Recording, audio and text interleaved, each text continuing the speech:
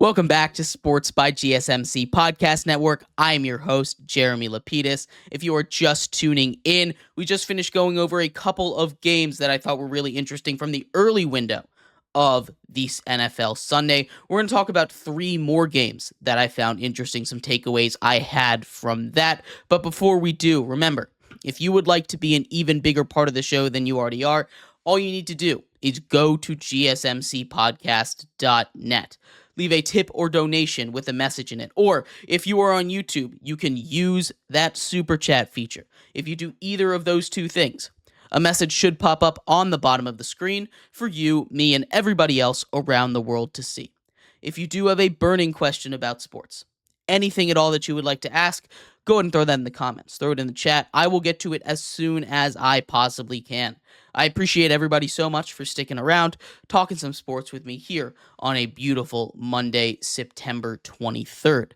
But like I was saying, in this segment, we are going to continue with our NFL recap.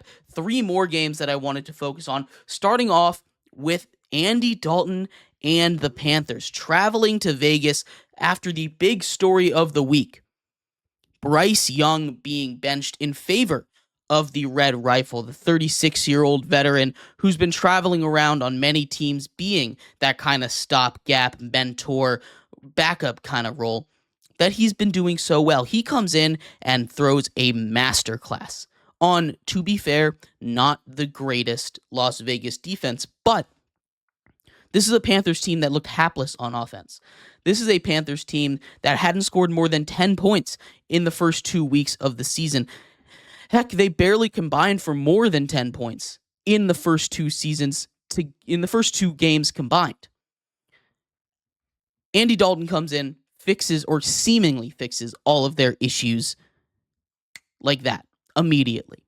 Now, this is not a good look for Bryce Young right away, but this is really good for the Panthers. This proves that the Panthers have a sembling of something that could be good. Now, I'm not going to try and overreact to this. I'm not going to say Andy Dalton's the greatest quarterback. He's the best quarterback in the league. He's the first quarterback to throw for 300 yards and 3 touchdowns in the NFL this season. And that is true. But that's not an Andy Dalton thing. That's not Andy Dalton being the best quarterback in the league there, right? And I think everyone understands that. It's been a trend recently, or something that's been more noticeable recently, for these backup quarterbacks to come in, light the world on fire for a couple of weeks, and then fade back to their backup role. And then I think that's kind of what's happening here when we talk about a guy like Andy Dalton, when we talk about the effect that is having. It's something that, it's not scientific, but the backup quarterback effect, just something that I've noticed, something I've coined a little bit here as we talk about the NFL, something that we really noticed last season. But I was very impressed by this Panthers team. I know the Raiders aren't the end-all, be-all of opponents, but to come out there after a tumultuous week, I mean, that's not an easy thing to do with a quarterback. Team to come out there with energy and win the game really convincingly is the most important thing. They put up 36 points. Again, they had more than 10 in the first 2 weeks. That is a huge, huge improvement for that offense. That is exactly what you're looking for. Andy Dalton, over 300 yards and 3 touchdowns. Like I said, the first time that's happened in the NFL season this entire year. Deontay Johnson, 8 for 122 and a touchdown. He had the game of his life, and it wasn't really anything too spectacular. Lots and run, lots of yak for these guys. They also had the game going. Chuba Hubbard across the century mark for the first time this season. 21 for 114. That's over 5 yards up right there. That is a very good offense. Again, I want to point out against the rate of the Raiders, but they did a very commendable job. I was shocked by what they were going to do. Do I think they're going to be able to keep this up for the entire season? No. Do I think Andy Dalton's going to start for the rest of the season? No. I think they put Bryce Young in there after a couple of weeks. That's what head coach has already said. I think that change will happen sooner rather than later. But still, it was very encouraging to see the Carolina Panthers get something going, have some kind of positive momentum, because all that's been surrounding that for 2 or 3 years now at this point has been just straight negativity, and that is not what we want to see. Outside of the Panthers, the Miami Dolphins travel up to Seattle, their first game without Tua Tagovailoa this year, and they looked depleted, they looked defeated, they looked demoralized. Geno Smith, DK Metcalf run wild on them. The Miami Dolphins only managed to put up 3 points, fall to 1-2 on the season, and they just look awful without Tua. Skylar Thompson is a quarterback that I thought, with his experience in this offense, his ability that he's shown in the past to run this system, this Mike McDaniel system, again, we've seen him do it. We've seen him run this system before. He comes out there and he looks flat. He looks uncomfortable in the pocket. He looks unable to throw the ball further downfield. They don't get the ball to their playmakers, and that is the thing that I want to focus on. This is a Miami Dolphins team that is not built around a quarterback. This is a Miami Dolphins team that is built around its skill position players. You have Tyreek Hill. You have Jalen Waddle. You have Devon Achane, and they got the ball to Devon Achane. They barely got the ball to Tyreek Hill. They barely got the ball to Jalen Waddle. These are your guys that maybe it's not the most exciting thing to do a million different screen passes. Maybe it's not the most exciting thing to do 10 reverses, But you have the speedsters, you have the burners to make plays like that work. And that's kind of what you've been doing this whole season, regardless of who's in at quarterback. There's no reason Skylar Thompson can't run that kind of offense. There's no reason Skylar Thompson can't come in here and be the guy that Tua light. There's no reason he can't do that. He doesn't need to hold the ball that long. He doesn't need to take those sacks. He can get the ball out quick. If you just run a bunch of screens, a bunch of quick ends, a bunch of quick slants, a bunch of one option or tuck it down and run kind of situations, maybe that's when you get Snoop Huntley in. Add that extra option to run the ball with your quarterback. A guy that, well, he doesn't have the same ability and it doesn't have the same experience in the system, has shown in the past an ability to effectively run a playoff level offense, which is what you need right now, because while that defense did okay, they did fine, they're clearly not going to be enough to win a game.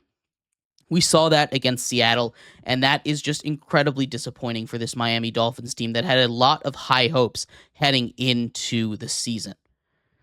The final game that I wanted to cover of this NFL slate, though, is between Baltimore and Dallas. And on paper, if you just look at the box score, final score of 28-25, this looks like an incredibly close game. This looks like one of those games that you look at and you say, wow, this must have been super fun to watch for the entire time.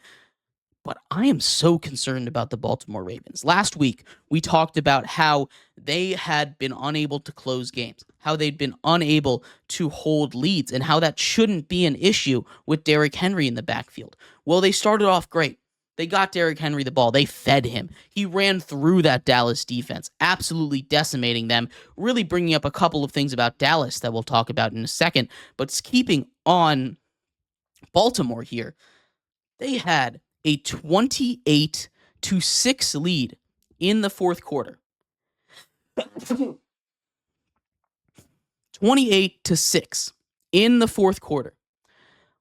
And Dak Prescott and the Cowboys come all the way back to a point where it seemed like Baltimore was going to choke this game away yet again. This is 22 points in the fourth quarter, and they nearly choke this game away.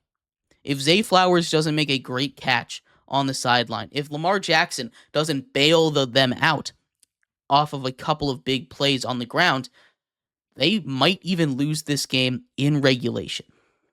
And that is unacceptable. The Baltimore Ravens cannot close a game for their lives.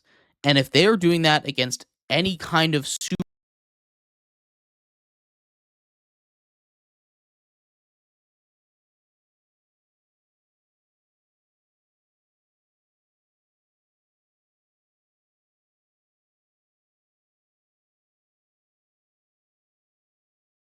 Bowl contending style team, they are not going to be able to win any high leverage games. This is not a sustainable way to play football. They should not have this issue of closing out games. I don't know what it is. I don't know who's calling. I don't know why they can't close out the games. I don't know what's so different about their fourth quarter offense or their fourth quarter defense than everything else in the game, because they play great through 3/4 of this game against the Cowboys. They were shutting them down. The offense was absolutely brutalizing them. Derrick Henry was went for 150 yards on the ground against them. Lamar Jackson was getting basically anything he wanted. and then they almost blow the lead. If they had found a way to lose that game, I don't know what the takeaway is other than the Ravens are going to be in big trouble. They find a way to win, but it was not very convincing, and I need to see bigger and better stuff out of this Baltimore Ravens team next week when they take on the Buffalo Bills, a team that will not let you run up and down the field on them like the Cowboys did. A team that will absolutely capitalize on the mistakes that you are making in that fourth quarter. Kind of like the Cowboys did. But getting a little to the Cowboys defense, a unit that was supposed to be one of the best in the league, cannot stop the run.